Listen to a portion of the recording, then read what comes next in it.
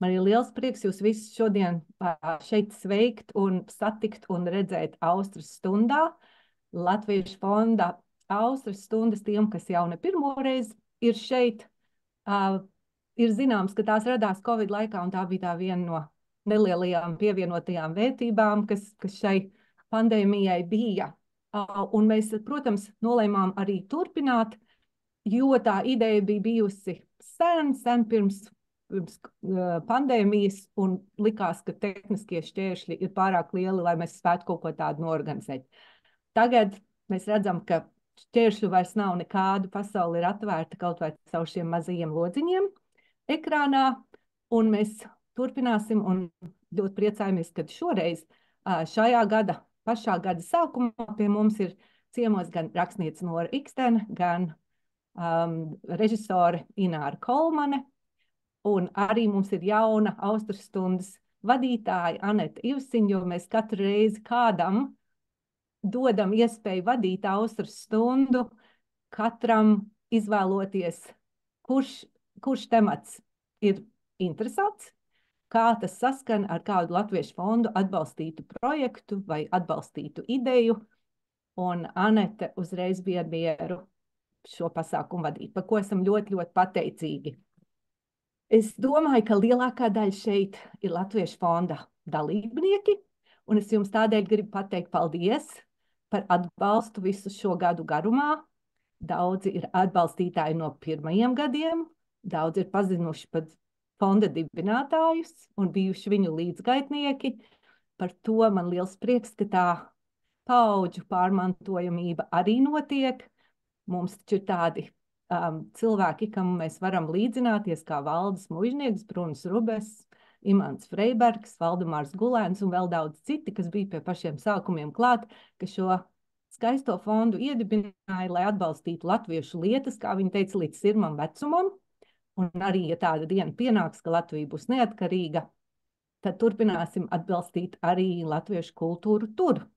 Kad es šos vārdus vienmēr atceros, paliek ļoti emocionāli un vispār domājot par Latviešu fonda pirmsākumiem, man tā vienmēr uzvirmo kaut kas, jo es domāju 1970. gads, un cilvēki jau plāno būtībā tam momentam, ka Latvija būs neatkarīga. Un man prieks. Tātad turpināsim Latviešu fondu.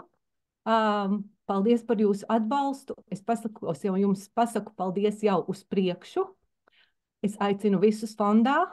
Tie, kuri nav, nāciet mūsu pulkā, vienmēr esiet laipni gaidīti, un sākam Austras stundu. Es sākšu ar īsu fragmentu no faktiski treileri, kā tagad saka, latviski, no filmas Mātes piens. Un pēc tam došu vārdu Anetei. Māmu, te grāmatas krīt no gaisa! Un tu tur kaut ko saproti? Jā.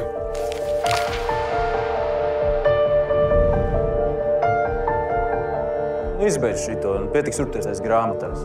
Nu ejam taču, palaidīs garām visu jaunību.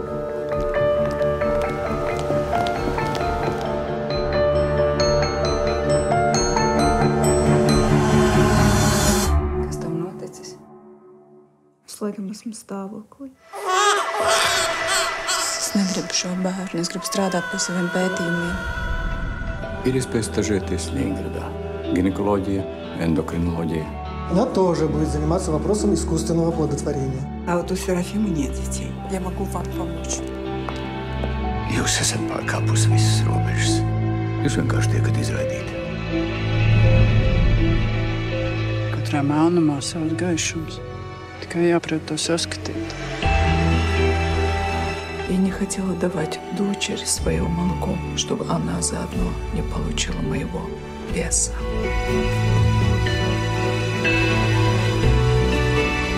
Padomju dzimtene, cik gan tu skaista, dižums un daļums, tavs paceļ un saista. Varanās rūpnīcas, dižanie lauki, roku un lietas, jutīsi auļojam sirdi. Lepnumā, apziņā, priekā un laimē, kā arī tu esi Padomju Saeimē. Mamma!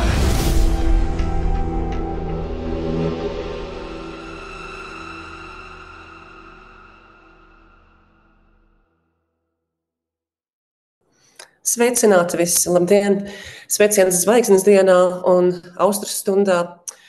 Mani sauc Aneta.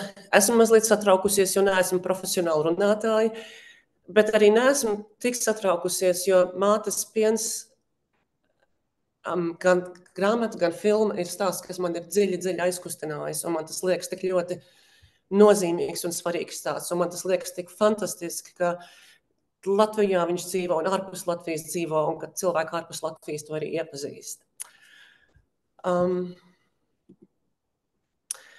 Liekas, ka nav jāiepazīst no Ikstena un no Ināra Kolmana, bet tomēr. Nora Ikstena ir viena no vispazīstamākajām latviešu rakstniecēm. Viņas darbi ir plaši pazīstami arī ārpus Latvijas, un Mātes piens ir visvairāk tulkotā Noras grāmata, vairāk nekā 20 valodās. Literatūrā Nora debitēja ar pirmskara rakstnieces un politiķes Annas Rūmānes Ķenniņas biogrāfiju un ir sarakstījusi arī biogrāfiskas grāmatas par Regīnu Ezeru, Imantu Ziedoni un Dzintaru Sodumu. Un par Dzintaru Sodumu vispār ir garš atsevišķs stāsts. Nora ir 9 stāstu krājumu, 3 eseju krājumu, 6 romānu autoru. Pēdējā publicētā grāmata ir romāns Ūdens mirdzēšana, kas iznāca 2021. gadā. Nora ir guvusi nozīmīgs apbalvojums Latvijas literatūras gada balvu 2001. gadā par romānu Jaunavas mācību, un atkal 2006. gadā kopā ar Imantu Ziedoni par darbu Nenoteiktā bija, kā arī Nora ir 3 zvaigžņu ordeņa virsniece kopš 2008. gada. Romāns Mātes piens ir ieguvis sabiedrisko mediju balvu Kilograms kultūras 2015. gadā, Lielo lasītāju balvu, Dzintaras Soduma balvu, kā arī starptautiskās rakstnieku un tulkotāju mājas un Ventspils pilsētas domes balvu Sudraba tintnīca 2016. gadā. Un 2018. gadā Nora saņēma izcilības balvu kultūrā, kā 21. gadsimta pirmo 2 gadu desmitu pasaulē atpazīstamākā Latvijas rakstniece. Paldies, Nora! Nora ir arī rakstījusi scenārijas filmām, tajā skaitā Mātes pienam, un libretus deju un dziesmu svētku uzvedumiem. Un ja kāds no klātesošiem ir redzējis, un es ceru, ka jūs esat redzējuši brīnišķīgo Latvijas rakstnieku kampaņu Esmu introverts, ar ko tie izpelnījās lielu ievērību Londonas grāmatu tirgu 2018. gadā, Nora bija viena no tās veidotājām. Ināra Kolmane ir 26 dokumentālu filmu režisore, scenārija autora un vai producente un 4 spēļu filmu režisore. Es ceru, ka visiem šeit ir bijusi iespēja redzēt brīnišķīgo billi.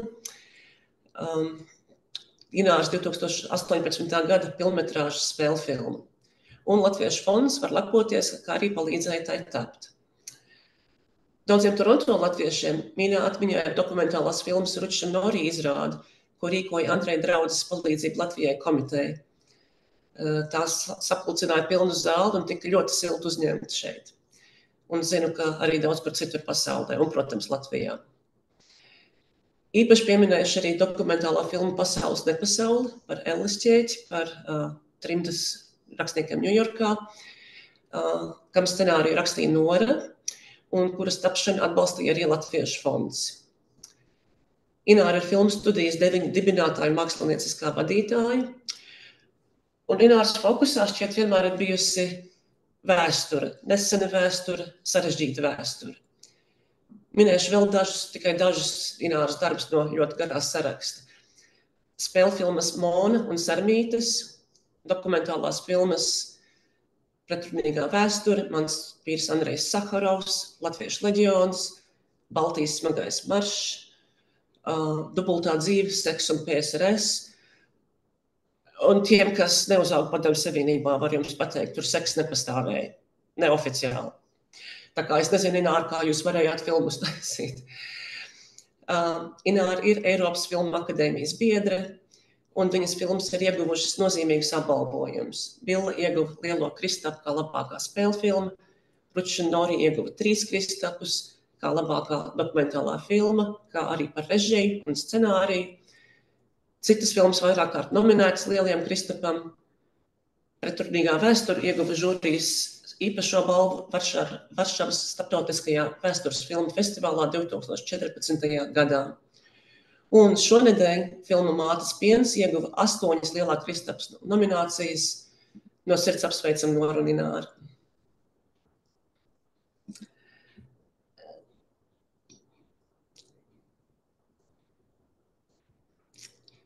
Es arī gribu pateikt ļoti personiski paldies jums abām. Tāpat kā jūs esmu dzimusi un augusi Latvijā. Un mans paldies ir par to, kā jūs manu vecāku paudzi parādījāt. Gan grāmata, gan filma ir brīnišķīgs un dziļi aizkustinošs veltījums mūsu vecāku paudzei. Tiem, kas piedzima kara laikā vai tūlīt pēc tam, traumētiem vecākiem, auga nospiedošos smagos apstākļos, tika galā ar dzīvi vai mazāk veiksmīgi tika galā ar dzīvi, dzīvoja nebrīvībā. Tam bija smagas sekas, kad Latvija atguva brīvību, daudz palīdzēja to atnest, bet daudz no šīs paudzes arī vairs nespēja piecelties, tieši tāpat kā Māte jeb Astra filmā. Un par to, ka jūs šo paudzi redzat un parādat, liels paldies! Un es domāju, šis stāsts ir arī brīnišķīgs veltījums mūsu vecvecāku paudzei. Tiem, kas zināja, kas atcerējās brīvo Latviju, kas glabāja bildes un grāmatas mājās un stāstīja mums. Un vēl es domāju, ka Mātes piena stāsts varbūt arī pavēr skatu trimdiniekiem un trimdas pēctečiem, pavēr plašāku skatu uz tiem, kas auga Latvijā, jo mēs visi esam latvieši, bet mēs arī esam atšķirīgi. Un ir bijis daudz tiltu būvēti, bet ir bijis arī daudz nesaprašanās. Un es domāju, šis stāsts varbūt var palīdzēt saprasties vairāk. Mīļie dalībnieki! Šī nav lekcija vai priekšlasījums, lai gan pašreiz es ļoti ilgi runājusi. Šī ir vienreiza iespēja jums sarunāties ar Ināru un Noru un uzdot viņām jautājumus par grāmatu, par filmu, par stāstu. Lūdzu, sūtiet savus jautājumus čatā, un vēlāk mēs ieslēgsim arī mikrofonus. Bet es izmantošu man šeit doto varu, un tomēr pajautāšu pirmā dažas jautājumus. Un jautājumi ir jums abām, Nora un Ināra. Ir tik daudz veidu, kā par šo stāstu, kā par filmu un grāmatu runāt, bet es gribētu uzreiz tieši ienirt stāstā. Un mans pirmais jautājums ir par Astru, jeb māti. Kāda māte ir Astra un kāpēc? Vai viņa ir egoiste?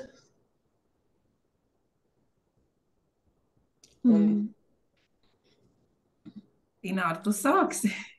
Jā, es tikai vispirms, protams, gribu pateikt milzīgi paldies Latviešu fondam par mūsu filmu un jo īpaši par nozīmīgo atbalstu filmai Mātes piens. Tas tiešām bija ļoti nozīmīgi un ļoti būtiskā brīdī mēs saņēmām šo atbalstu un varējām turpināt strādāt.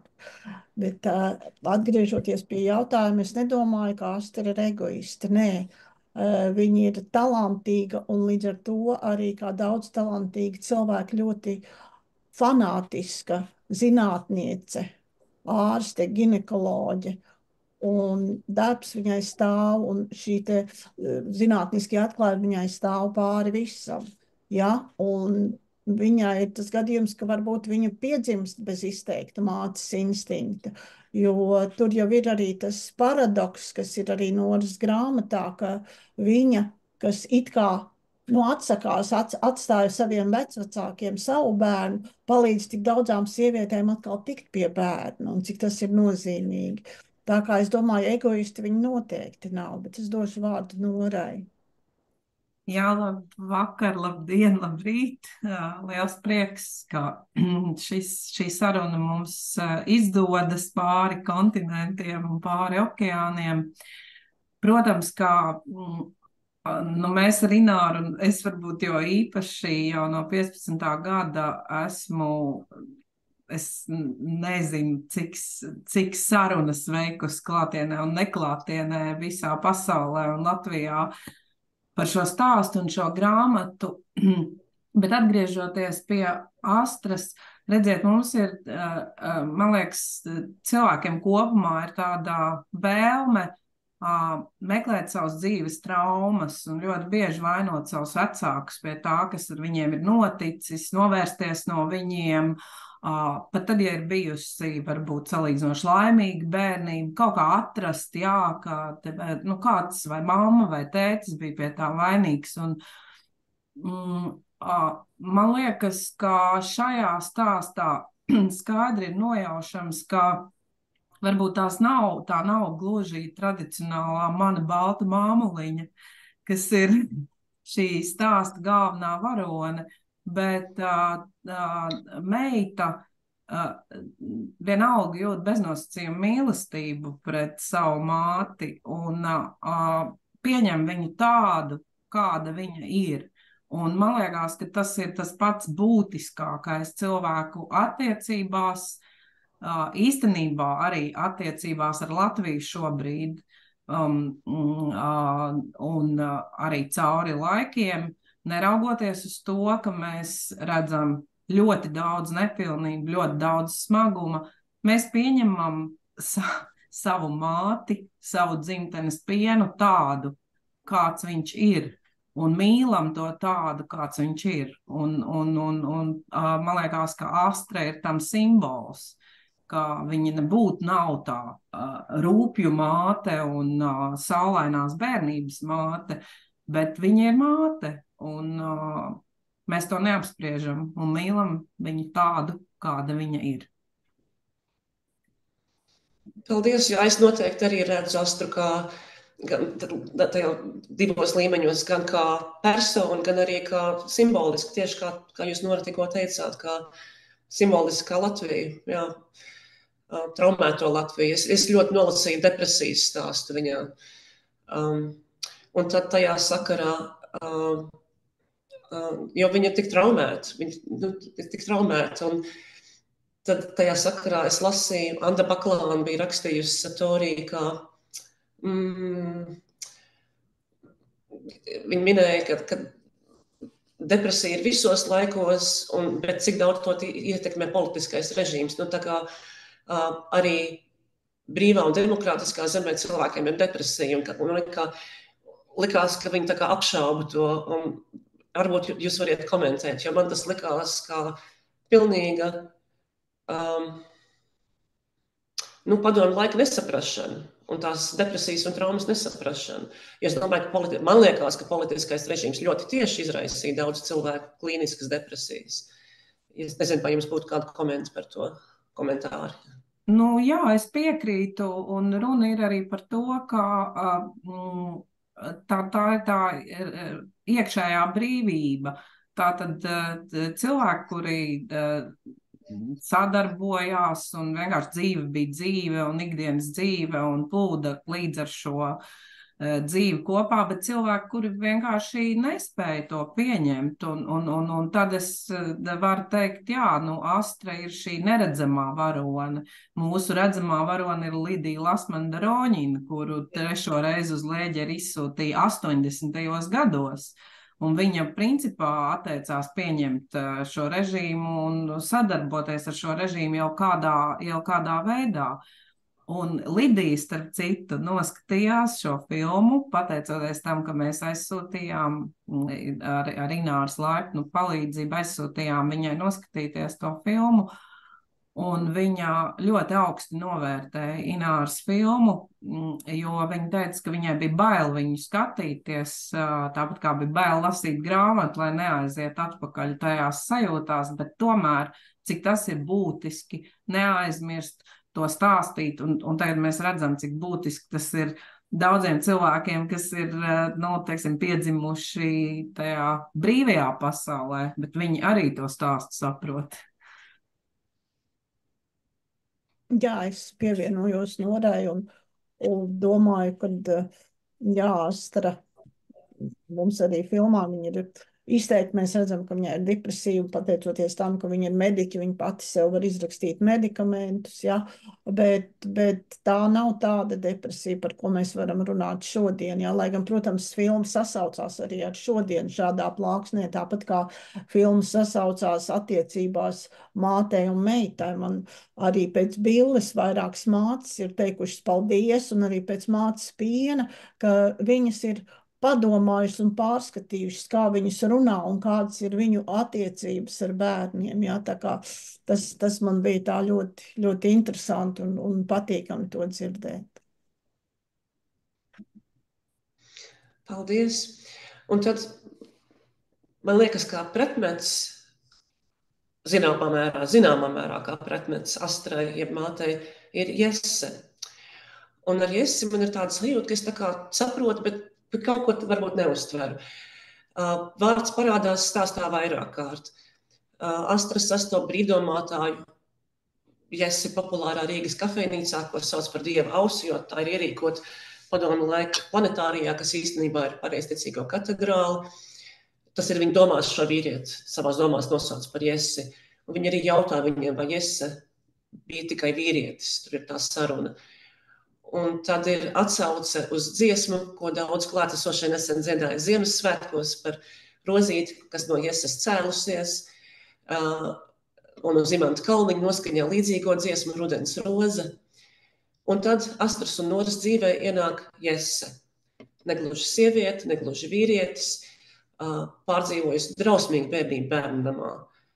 Ļaužu nievāta, bet Jese sevī nes cerību, nes dzīvošanas spēku. Katrā melnumā savs gaišums, jāmāk tikai to saskatīt, ja es saka. Bet, tā kā es viņu redzu kā šo cerības nesē, bet man ir sajūta, ka kaut kas tur ir vēl Noru Ināru, ko es varbūt neesmu uztvērusi. Tā kā man tāda mīkla, vai ja jūs gribētu varbūt mazliet par Jesi parunāt? Es domāju, ka tāpat kā lielu izšķiršanos vai ticību cilvēkam nevar ielikt ar karotīti mutē. Tā vai nu ir vai nav, vai cilvēks vienkārši izlemj, kā viņš dzīvos ar to, vai to izvēlēsies. Bet interesanti, ka jūs uzdevāt šo jautājumu, jo pandēmijas laikā es ļoti daudz no šīs Ikšķilas virtuves stūrīša zūmoju ar saviem spāņu un meksikāņu lasītājiem. Un viņi vienkārši bija pilnīgā sajūsmā par Jeses tēlu. Jese ir viņu, kā saka, mīļākais grāmatas tēls. Un man liekas, ka filmā to brīnišķīgi nospēlē neprofesionāla aktrise, un tas ir inārs atradums, un tas ir unikāls atradums. Un tur cilvēkiem varbūt, teiksim,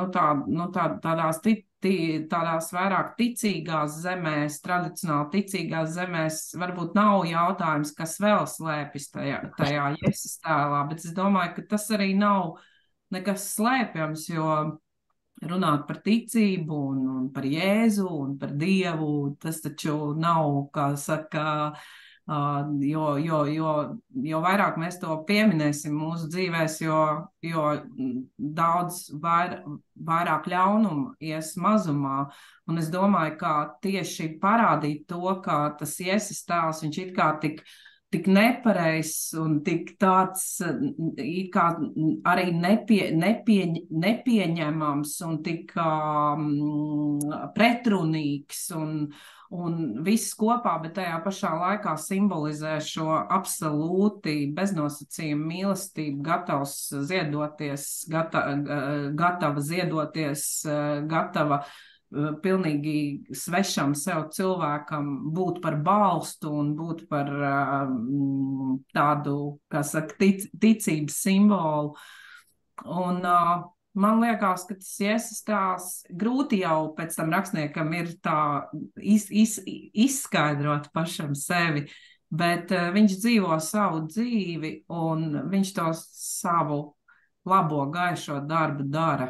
To es jūtu noteikti. Visu laiku.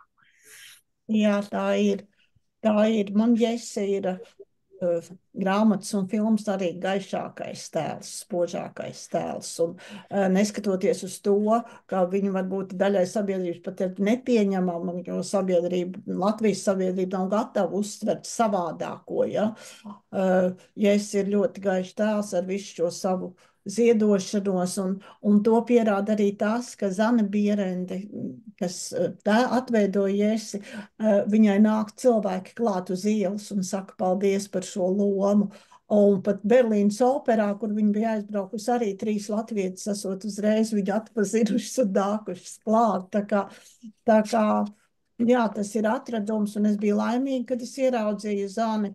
Pa priekš es viņu ieraudzīju fotogrāfijās, jo es meklēju tādu ārēju robustu, varbūt maza auguma, nedaudz kantainu sievieti, ja, tādu vīrišķīgu, bet tad es ieraudzīju fotogrāfijas ar Zani un palūdzu viņu atnākt satikties pie mums uz studiju. Un tas, ka man pretī bija tik gaišs un tik atvērts cilvēks, un viņi arī baidījās no šīs lomas, bet viņi man uzticējās, tā kā es esmu viņai arī ļoti pateicīga par uzticību un pateicīga Norai, ka viņa radījusi šo tēlu. Jā, un filmēšanas laukumā, kad es pirmoreiz aizbraucu, jo es piedalījos arī vairākās filmēšanās, man Ināra atļāva ar acu kaktiņu tur redzēt. Interesanti, ka pirmais, nu tā kā nevis tēls, bet pirmais cilvēks, ko es filmēšanas laukumā satiku, bija Zane, un laikam tur bija kaut kāda pauze, un es biju tik, viņa bija apmulsusi no manis, bet es biju vēl vairāk apmulsusi no viņas, jo es tā kā, nu, ieraudzīju to vizuālo tēlu, bet mēs vienkārši apsēdāmies uz soliņa un 40 minūtes no vietas pirmoreiz mūžā satikušās, runājām. Tā kā, es nezinu, tā kā mēs būtu bijušas visu mūžu pazīstams. Tas bija ļoti jauki.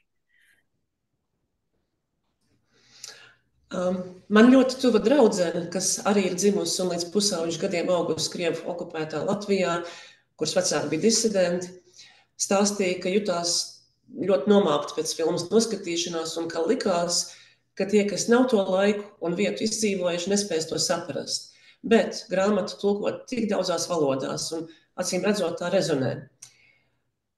Kā Mātes pienu, gan grāmatu, gan filmu uztver ārpus Latvijas? Ko tie, kas nav piedzīvojuši Krievu okupāciju, ko viņi paņem no tā stāsta?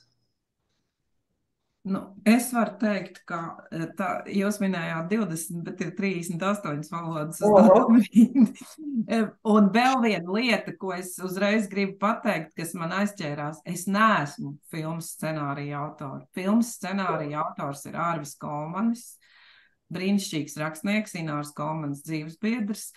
Un tas ir tik labi, ka es neesmu scenārija autori, jo es domāju, ka vienkārši rakstnieks pats nevar otrais pārstrādāt savu darbu, un tur pavisam cits piegājiens vajadzīgs, un Arvis to ir izdarījis pilnīgi spoži. Bet par tām ārzemēm. Tātad Mātes piena duty, kā es saku, turpinās pasaulē, un tās valodas tikai nāk klāt, un šogad es biju dāņu valoda bija klāt nāca, un nīderlandiešu valoda nāca klāt, un rudenī būs armeņu valoda, un malī valoda, un viss kaut kas.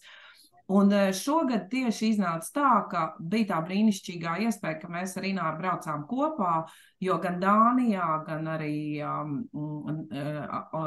Norvēģijā un Nīderlandē bija gan filma, gan grāmata. Un tur nu varēja redzēt, kā cilvēki daļa skatījās filmu, nebija lasījuši grāmatu. Stokholmā bija 3 seansi, Kultūrhuset, un Oslo zāle bija pārpildīta, un tie nebija latvieši, tie bija zviedri, nīderlandieši, norvēģi, un pieplusosim klāt vēl manu neseno braucienu uz Meksiku, kur Mātes pienu rādīja meksikāņu publikai. Un es varu teikt, ka visu šo stāstu nolasa, un es domāju, ka kaut kādā veidā cilvēki visur pasaulē ir saskārušies gan ar to režīma baiso varu, gan ar šīm ģimenes attiecībām neviennozīmīgajām. Un man liekas, ka ja mēs ir dīvaini apzināties to, ka tik daudzus gadus pēc viss notiekošā, neraugoties uz to, ka mūsu valstī ir milzīgs diplomātu korpus, tik maz daudzās valstīs vēl šis stāsts ir tā kārtīgi iecementēts.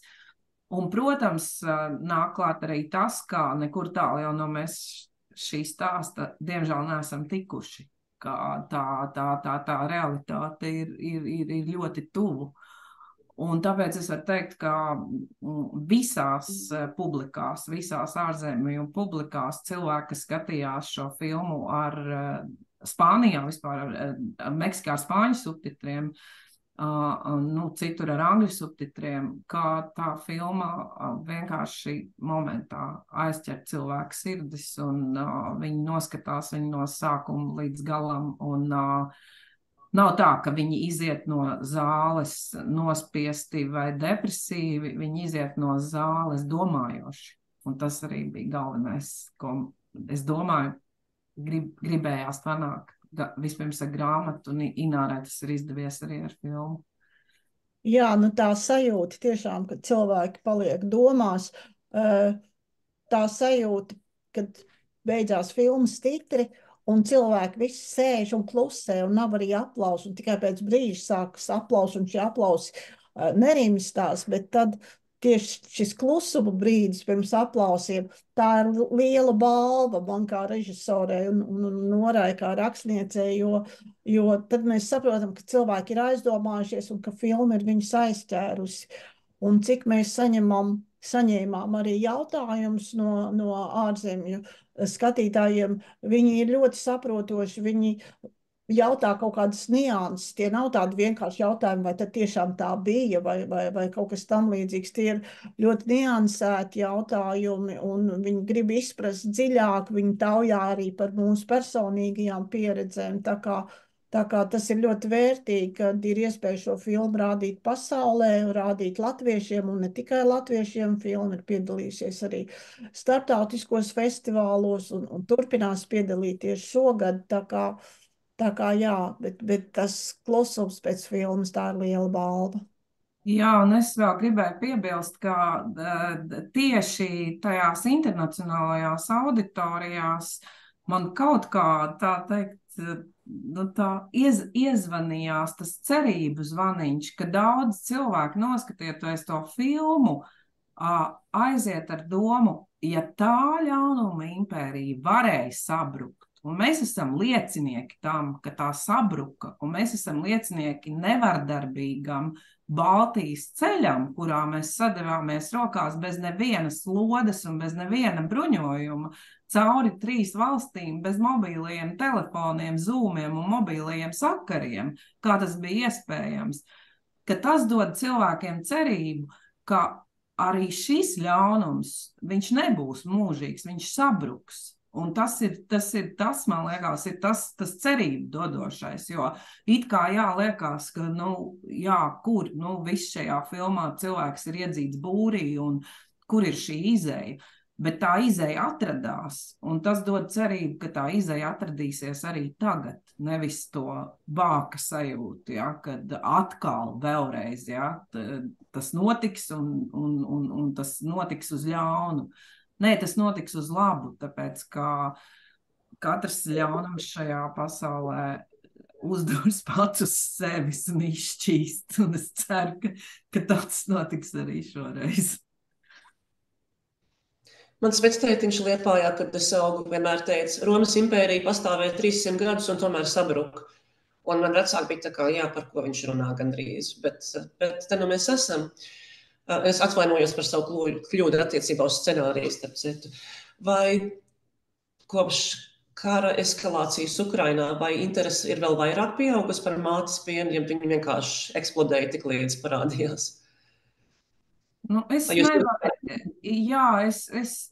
teikšu tā, ka varbūt tajās valstīs, kas jutās tādas iemigušas un tā teikt savā labklājībā, tādas mazliet vīzdegunīgas, ja, jo gal galā mēs visa Eiropa esam viena maza, kā teikt, saujiņa. Ja, mēs vispār, ja mēs paskatāmies globāli, ja, neviens nevar justies tāds ļoti, ļoti drošs un pašpietiekams savā čaulā.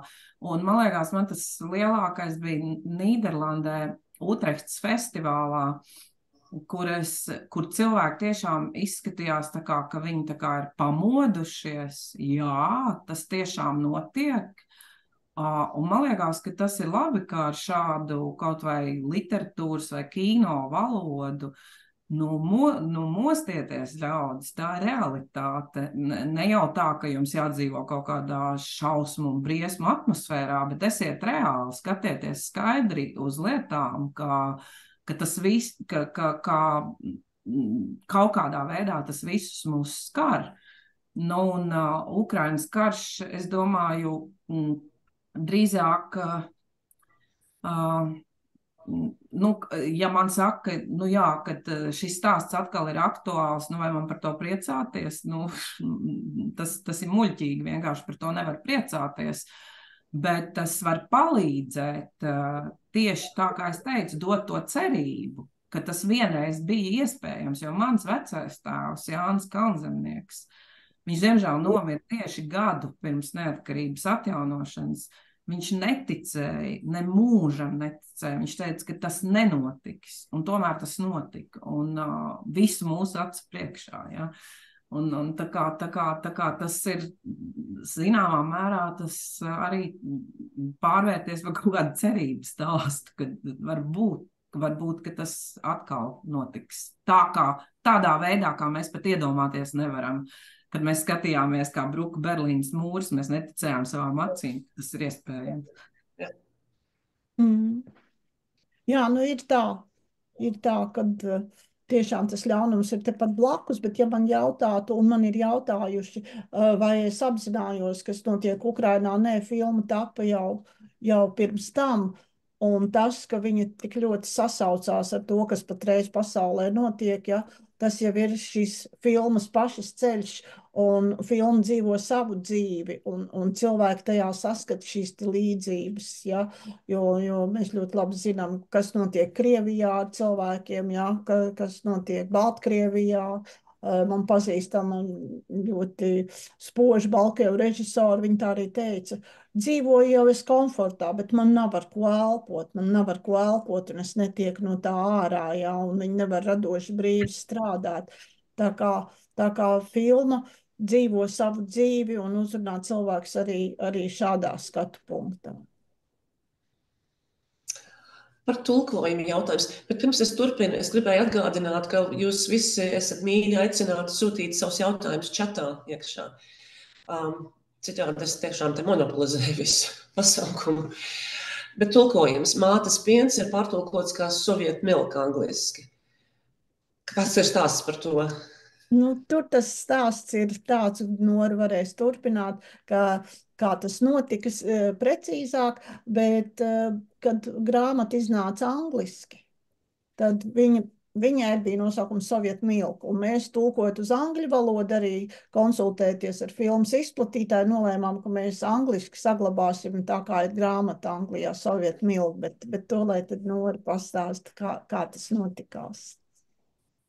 Kā visām leģendām ir tādi neticami risinājumi. Jā, tas notika tāpēc, ka grāmata iznāca 18. gadā, kad es biju dienas autora Londonas grāmatu gada tirgū, un man izdevēja teica, ka grāmatas nosaukums ir jāmaina.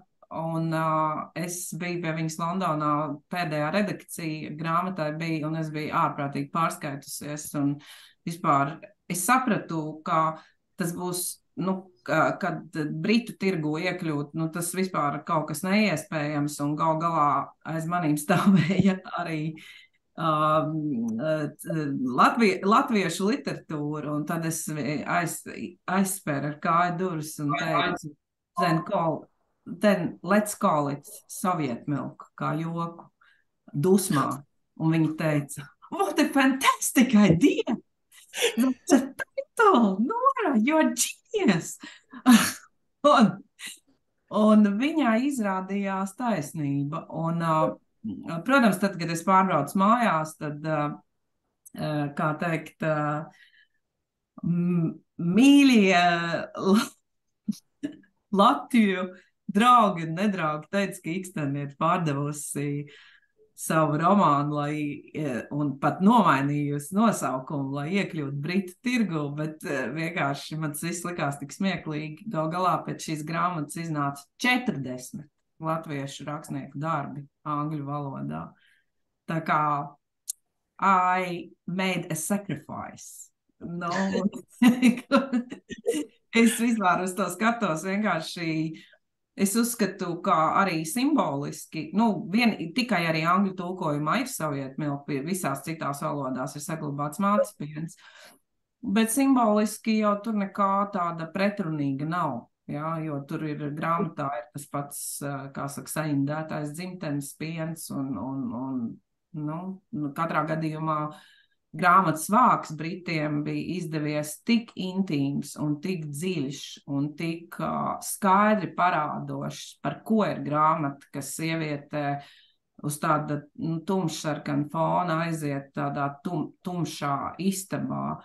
Un tas nebija stāsts par pārdošanos Britu tirgu.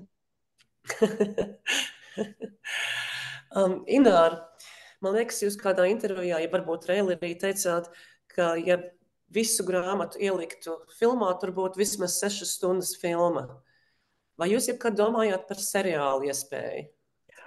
Kaut kad pašā sākumā bija tāda doma, bija tāda ideja, bet tas stāsts ir tik dziļš, ka man likās, ka viņu Ārvis arī teica, ka viņu nevar un nevajag saskaldīt, ja, ka ir jāveido filmu, un tad pēc tam jau radās tā esence, un ja Norai grāmata tomēr ir rakstīta par tagadni, par pagātni, par nākotni, viņi kā ceļo cauri dažādiem laikiem pārlec, ja, tad mēs sapratām, ka filmai tas būs pa sarežģītu, un filmai ir šis lineārais plūdums izvēlēts. Jā. Tā kā jā, bet ļoti ātri mēs sapratām, ka te jābūt filmai.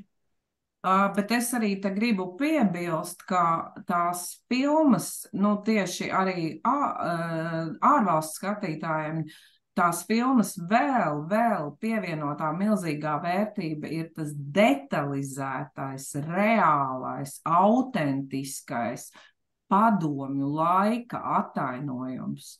Jo tur nav nekā falša, tur ir visas lietas no apģērbiem līdz situācijām, līdz kafejnīcas situācijām, līdz tam, ko varoņi tur ēd, un visas šīs arī tās medicīniskās ainas, viņas ir tik reālas, tik tādas, kādas tās bija, ka tas ir fascinējoši. Man liekas, ka tā ir tā filmas vēl virsvērtība, ja, šī padomju laika vizualizācija, tā, ka tu to tiešām redzi acu priekšā. Jā, mēs ļoti nopietni strādājām pie šo materiālu atlases, pie tā vēsturiskā backgrounda, kā saka, jā.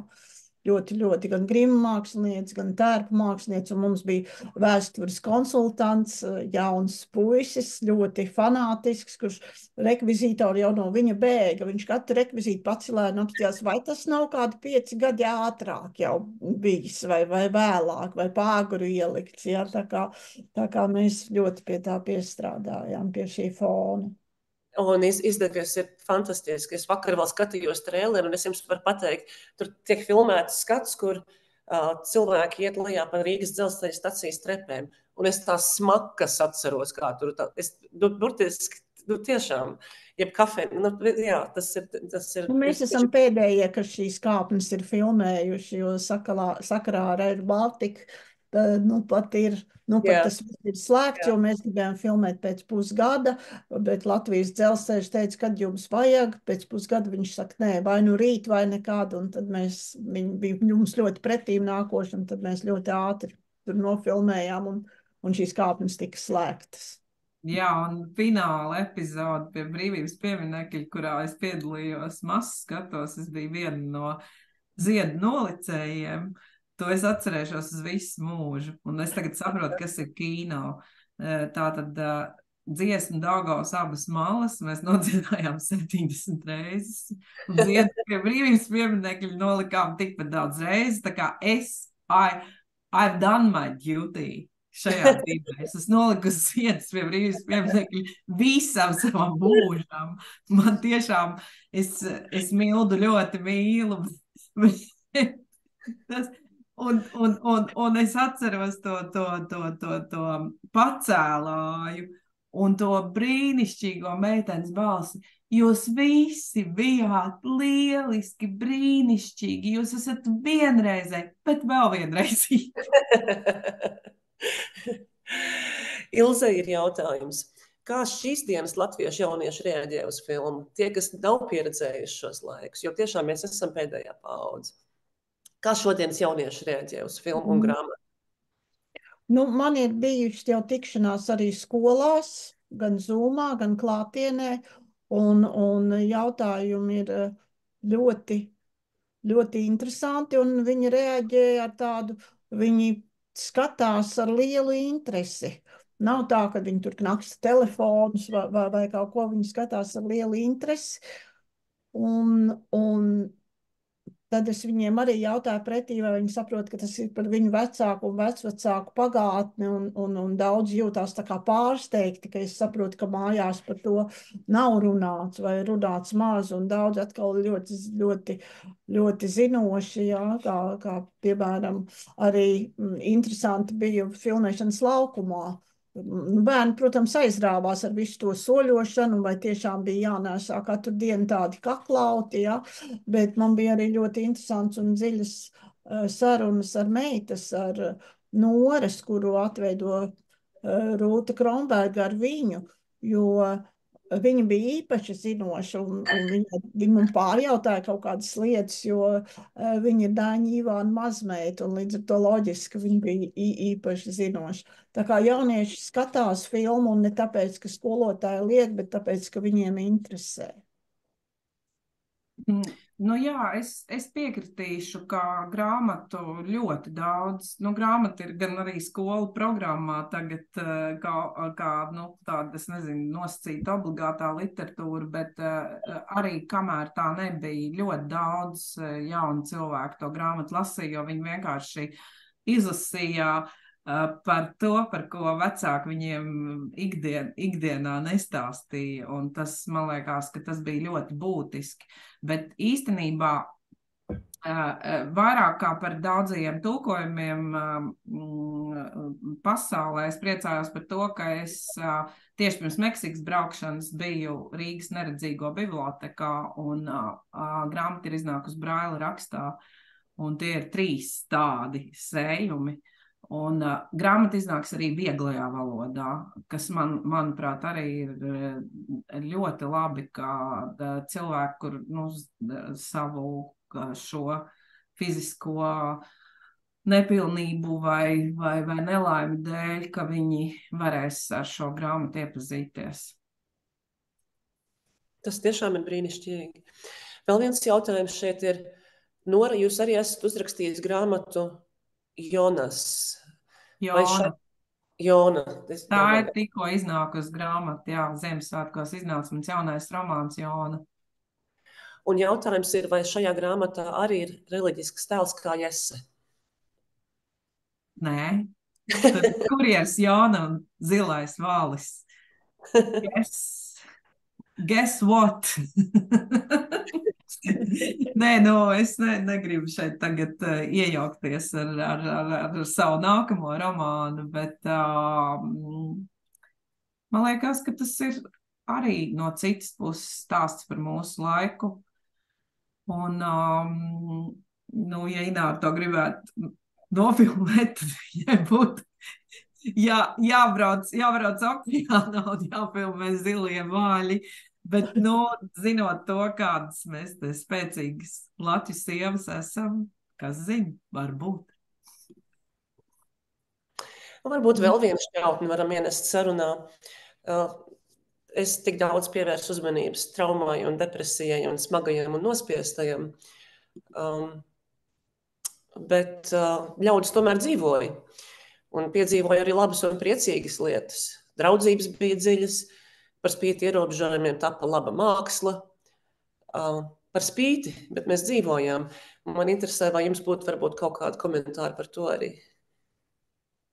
Jā, ziniet, es par to daudz domāju, jo tā bija arī mana bērnība un jaunība, un es nevaru teikt, ka tur bija tikai, kā teikt, nelaimīgas lietas un apspiestība un tam līdzīgi, bet jūs svinējāt to vārdu par spīti.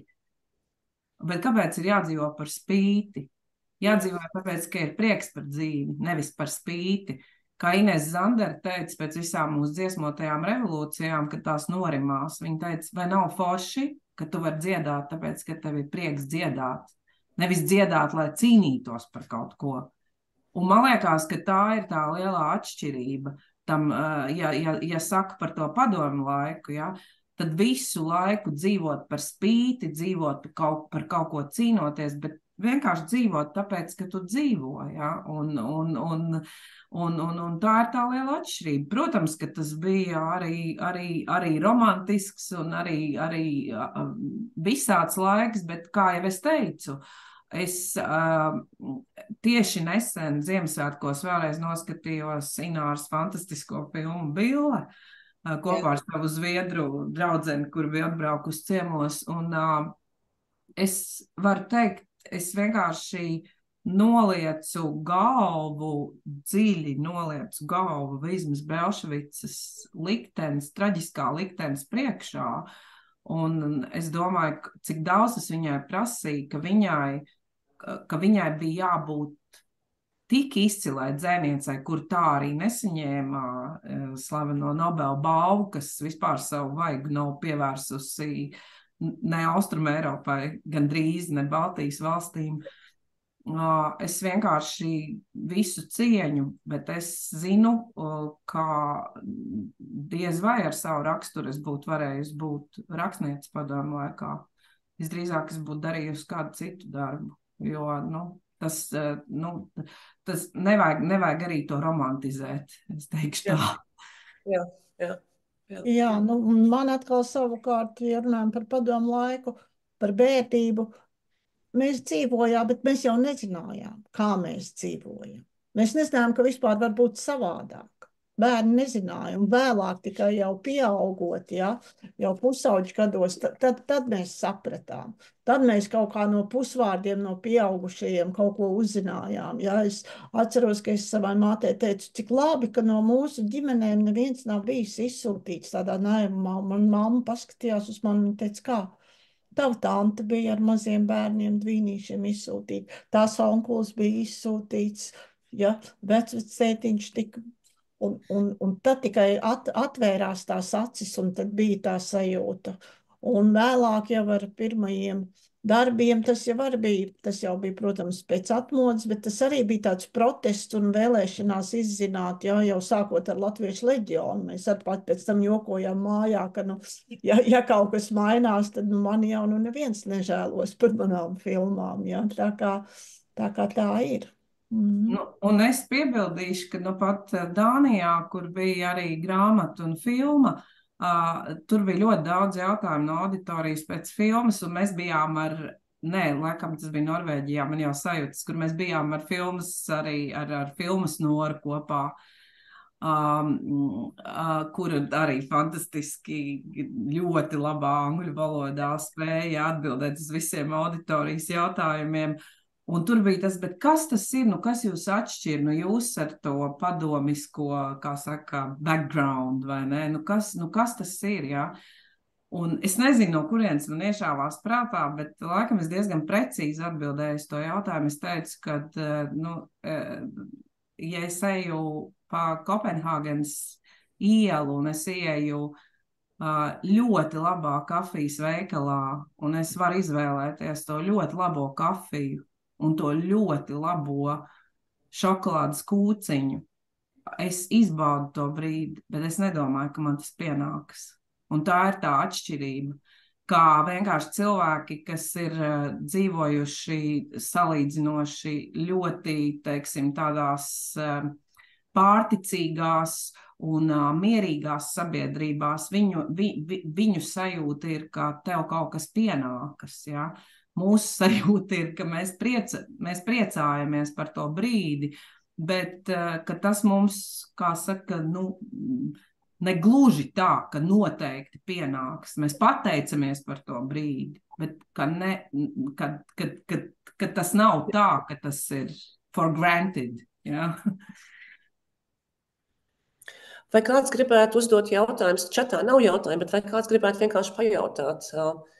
Lūdzu, Ilze. Jā, es tikai gribēju pieminēt, kad mēs dzirdējām, cik daudzās valodās tā grāmata ir pārtulkota un tā filma ir rādīta tik daudzās zemēs, bet es izlasīju vienu grāmatas recenziju angļu valodā, kas ir uz tā goodreads.com, un tas ir vienkārši tikai interesanti, jo tur ir garš apraksts, vai viņš raksta, Soviet Milk may be the first Latvian novel you read, and we hope there's more to come. Tā bija ļoti laba recenzija. Tikai visiem klausītājiem informācijai. Paldies, Ilze. Jā, es tiešām arī ceru, there is more to come. Es ceru, ka pasaulē vairāk iepazīst latviešu literatūru, un man liekas, tas jau diezgan arī tagad notiek vairāk pastiprināta tulkojumiem, vai ne, Nora? Jā, es gribētu pieminēt mūsu bērnu literatūras tiešām uzvaras gājienu Aneti Melneci ar kiosku tik daudzās valodās, man liekas, pēdējais bija Korejā, tas ir arī tāds brīnišķīgs veiksmes stāsts, bet, arī, varbūt katrā gadījumā, man liekas, ka Latvian Literature varētu pēdējos gados jau salikt milzīgus grāmatu sarakstus daudzās valodās, ja, ka tas nav, tā nav tikai angļu valoda, bet ļoti daudz autoru darbi tiek tulkoti, un tas viss tiešām tas sniegbumbas efekts aizsākās tai I'm Introvert 18. gadā Londonā, un tas ir ļoti priecīgi, jo tagad, kad es devos uz Meksiku, tad arī Latvijā dzīvojošs, krieviski rakstošs, ļoti izcils dzejnieks Haņins. Viņš jau arī brauc ar 2 grāmatu tulkojumiem spāņu valodā. Tā kā tur jau tad būtu tas Latvian Literature saraksts jāredz, cik ļoti daudz ir pēdējos gados tulkot latviešu literatūru dažādās valodās. Milzīgs paldies, Renāta, došu vārdu tev. Jā, vai es Norai ātri jautājumu, vai tas tulkotās literatūras saraksts ir kaut kur pieejams, ja cilvēkiem interesē vai grib ieteikt saviem draugiem? Vai? Es domāju, ka tas ir Latvian Literature. Jūs varat vai uzgooglēt vai ieiet Facebookā. Viņiem ir mājaslapa, viņi ļoti aktīvi visu publicē, katrus jaunākos tulkojumus, un tur milzīgs pārskats viņiem. Katru dienu tur mainās jaunas ziņas par jauniem tulkojumiem latviešu literatūras pasaulē. Tas ir burvīgas ziņas. Tiešām liels paldies. Tātad Latvian Literature internetā var visu kaut ko atrast. Un es domāju, mums ir tikai dažas minūtes, bet es redzu, Sanitai ir jautājums. Paldies! Pirmkārt, liels paldies par brīnišķīgo grāmatu un par brīnišķīgo un visaptverošo filmu un par vienkārši šo te darbu un par to, ko šī filma un šī grāmata ir devusi tik daudzās paudzēs, kā mēs šodien redzam. Personīgi mani tā ļoti ietekmēja. Es ar interesi lasīju, jo es atceros šo laikus kā jauna meitene līdz pusauģu gadiem, kad mēs atguvām savu brīvību, kad Latvija atguva brīvību. Bet man bija konkrētāks jautājums tieši par ekranizējumu un tieši par grāmatu. Ir vairāki fragmenti, kuri filmā neatspoguļojas, un ja pirmo izlasa grāmatu, kā mūsu gadījumā daudziem tas notika, tad pēc tam skatoties filmu, varbūt mēs kādreiz meklējam tās nianses, un es meklēju. Un un tur bija viens fragments, un, ja drīkst, es atļaušos citēt vienu fragmentiņu no grāmatas, un tieši tas, kas bija iegājis no mātes istabā, es teicu, Bembijs nomira. Kas notika, vaicāja māte? Viņš apēda savu bērnu, pēc tam nomira ilgās pēc brīvības, es atbildēju. Drosmīgs kāmis, teica māte, un vēlāk šeit ir mazliet tā nianse, viņš apēda savu bērnu, lai viņš nebūtu pūrī, ja? Tātad tas ir, un man likās, ka tas bija tik ļoti daudz nozīmīgs, visa tas citāts, tā simbolika, tas, kā tas bija izteikts, un es nevarēju šo, un vēl dažādas tādas niansītes, ko es nevarēju atrast filmā vai ko, un tas nemazina filmas brīnišķīgo nozīmi un devumu, bet vienkārši lasot grāmatu, kādreiz kā lasītājs tam pieķerās, un es gribēju zināt, vai šādu momentu tāda neatspogļošana vai neiekļaušana, vai jūs atskatoties domājat, ka vajadzēja vai nevajadzēja, kāds būtu jūs, teiksim, kāds būtu jūs? Bembija, tā kāmja līnija un šis simbolisms, mēs līdz pēdējiem ar viņu vēl cīnījāmies, bet tad mēs sapratām, ka vai nu viņi ir jāveido ļoti labā kompjūtera grafikā, kurai mums vienkārši nav līdzekļu, ja? Vai jāievieš animācija, un animācija man stilistiski absolūti nesaslēdzās ar visu pārējo mācas filmas stilistiku un vizuālo būtību, un līdz ar to mēs no viņa atteicāmies, jā. Un otra līnija, kas man pašai ir žēl, ka mēs neattīstījām tēvu līniju, kur savāca sākumā Krievu karēvi, ja? Bet mums filma bija jau pagāra, un mēs sapratām, ka kinoteātri nelabprāt ņem tik garas filmas, ja? Un tad, ja mēs īsināsim no katras epizodes pa druskai, mēs tikai šo filmu saskaldīsim, un tad mēs nedaudz samazinājām tēvu līniju, kad bija uzfilmēta, jā. Paldies. Bet Inār, neuztraucies, jo es, kad jau bija ilgs laiks jau, kad es biju mācas pienu uzrakstījusi, tad es domāju, nu pat atnāca vēl tāda atmiņa un tāda atmiņa un tāda atmiņa. Interesanti, kāpēc tā neatnāca tad, kad es rakstīju grāmatu, bet atnāca tās atmiņas, kas atnāca tajā brīdī. Liels paldies, un vai man ir vēl minūtīti, vai es drīkstu paņemt jūs laiku? Mani vecāki, Latvijā dzīvojušie vecāki, Latvijā visu mūžu dzīvojušie un uzaugušie vecāki, kuri tagad ir vēlos 70, teiksim, viņi noskatījās šo filmu pagājušajā gadā, un man bija interesanta diskusija ar maniem vecākiem par šo filmu, un man vecāku primārais uzskats bija, kā viņi nevarēja saņemties kā māte kaut vai sava bērna dēļ. Un šis izraisīja mūsu to diskusiju par tieši to, ko jūs sākumā runājāt par to, kas grāmatā par šo nespēju savākt, visu to, kas jau izskanējis. Bet šī bija viena interesanta diskusija man ar saviem vecākiem par to laiku, kur es jau zināju agrāk, bet tas man lika vēl vienkārši paspilgtināja to sajūtu, cik daudz maniem vecākiem un vecvecākiem nācās saņemties savus ģimenes un bērnu dēļ ar daudzām lietām, ko citkārt viņi droši vien būtu darījuši savādāk. Jā, un to jau arī paģērēja, tas padomu režīms to paģērēja, nevelti mums arī ārsts, kad māte ir atnākusi pie ārsta slimnīcā, nevelti viņa saka, viņa mēģina atņemt sev dzīvību, būdama ārste un pie tam, būdama māte un pie tam vēl ārste, jā, šis te mūžīgi visu varošā sieviete, mūžīgi visu varošā māte, kas nāk no padomu laikiem. Vai kādam vēl ir kāds ātrs jautājums vai komentārs? Paldies mūsu viešņām.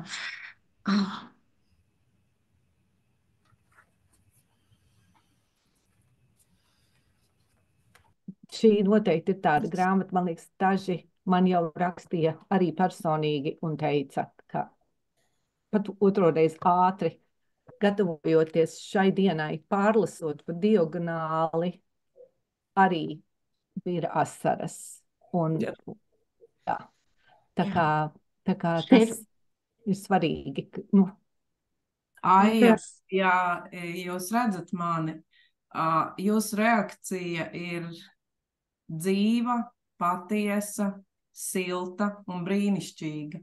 Jo man liekas, ka par tām tiesībām savākties vai nesavākties, tas ir varbūt latviešu sabiedrība principā ir diezgan konservatīva un vairās no savām emocijām un apraudāties publiski, tas ir tā kā,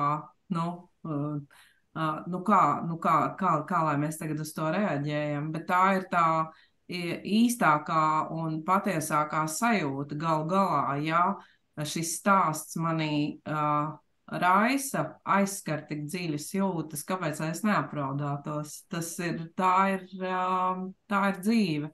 Un arī Astras dzīvē ir, kā saka, jā, viņu var nosaukt par zaudētāju, par lūzeri, kura it kā, kā saka, neatrod sevī šo spēku un salūst, bet tā ir dzīves realitāte un kādreiz jāpaskatās arī uz tiem cilvēkiem, kuri nokrīt, nevis tikai uz tiem, kas pieceļās, un būtu labi viņiem padot roku. Šajā fórumā, ne tikai Austras stundā, bet Latviešu fondā, es negribu teikt, ka te ir sanākuši tādi drosmīgie raudātāji, bet ar mani pašu arī var teikt, mēs te daudz tādas lietas veicinām, kas mākslā, kultūrā izraisa spēcīgas emocijas, un bieži vien tās ir asaras, dažāda veida asaras. Nav noslēpums, ka šis stāsts ir autobiogrāfisks. Jā, es varēju par to uzrakstīt grāmatu un varu par to joprojām runāt, un Ināra varēja uztaisīt par to filmu pandēmijas laikā, lielu spēļu filmu, smagu stāstu, kas tik daudz nozīmē tik daudz cilvēkiem. Mēs esam dzīves, mēs varam pasmaidīt, mēs turpinām radoši strādāt. Tas arī ir tas secinājums, ka tās traumas, lai kādas viņas būtu, viņas ir jācenšas pārvarēt un iet tālāk. Ar tādu cerību es varētu jau nopaļot šo sarunu. Īstenībā man ir tāda sajūta, ka Latvijā ir ļoti spēcīgas sievietes. Es ar to domāju fiziski spēcīgas, bet garīgi spēcīgas un varošas. Un man ir paveicies, ka man arī apkārt ir tādi atbalstoši vīrieši, gan darbā, gan mājās. Ja? Tā kā tas viss ir jāmeklē sevī. Tas spēks. Paldies, Zināra, un paldies, Nora. Es domāju, jā, spēks, cerība, nākotne. Un tas viss sasaistās vēl. Mums ir cerība, mums ir nākotne, un sarunas turpinājums. Jo nobeidzot mūsu šodienas Austras stundu, es arī gribu pieminēt, ka ne tikai mēs satiksimies neklātienē, bet arī šajā pavasarī Ināra un Nora plāno būt šeit Amerikā. Laimīgie būs tās Amerikas pilsētas, kuros latviešu centros viņas abas paviesosies.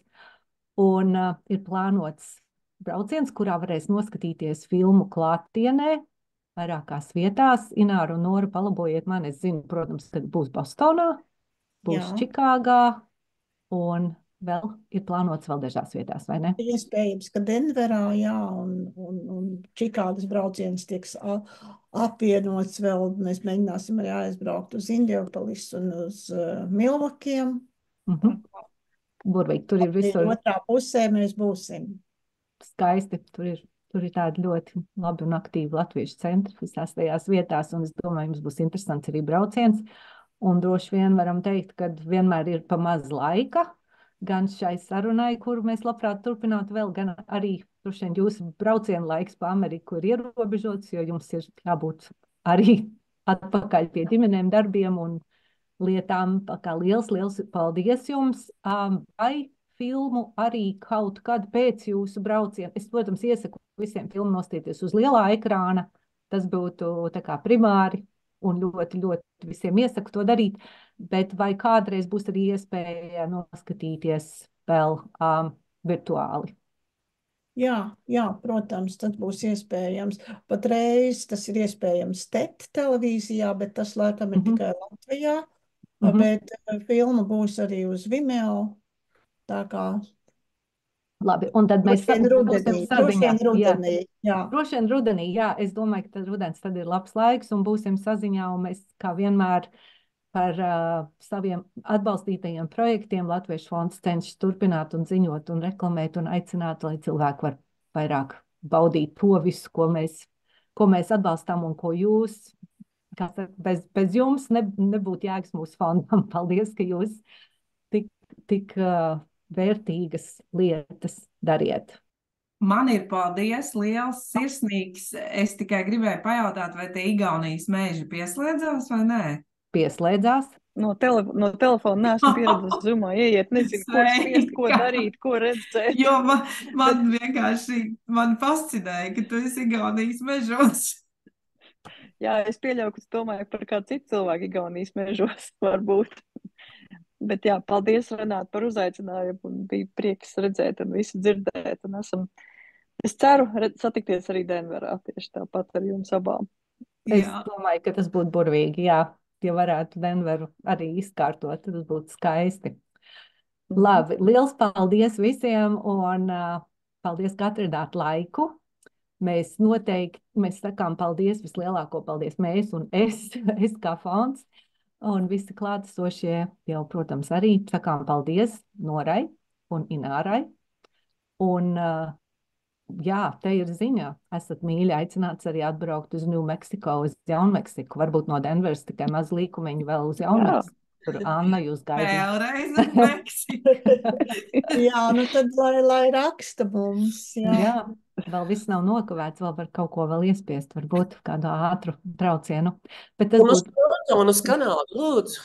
Un uz Kanādu, jā, protams. Nu arī rakstiet, tad vienosimies, jā.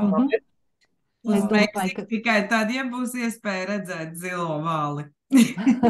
Jā, vēl šī ir Jaunmeksika. Jaunmeksikas štats tur vaļi nebūs, bet tur būs citas labas lietas.